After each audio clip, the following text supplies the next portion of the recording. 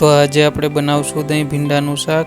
તો સૌપ્રથમ લેશું 80 થી 85 ગ્રામ દહીં, 1 ચમચી કાશ્મીરી મરચું, 1 ચમચી તીખું મરચું, 1 ચમચી ધાણા જીરું, થોડો ગરમ મસાલો, એને સારી રીતે આપણે મિક્સ કરી લેશું। ત્યારબાદ નાખશું 2 પાવરા તેલ, પછી નાખશું એમાં લસણ, પછી નાખશું રાઈ, નાખશું જીરું, એને થોડીવાર થવા દેશું। ત્યારબાદ નાખશું 250 ભીંડા। જ્યાં સુધી આની ચીકાશ ના હોય જાય ત્યાં સુધી આપણે એને હલાવીને મિક્સ કરી લઈશું। ત્યારબાદ નાખશું 1 ચમચી મીઠું, અડધી ચમચી હળદર, આને પણ સારી રીતે આપણે મિક્સ કરી લઈશું।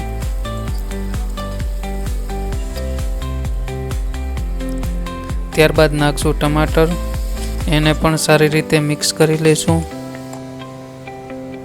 ત્યારબાદ આપણે જે બેટર બનાવ્યું હતું દહીં અને મસાલાનું એ આપણે મિક્સ કરશું, 2 મિનિટ થવા દેશું। ત્યારબાદ નાખશું 15 થી 20 ml પાણી, એને સારી રીતે મિક્સ કરી અને 4 થી 5 મિનિટ થવા દેશું। તો તૈયાર છે આપણું દહીં ભીંડાનું શાક।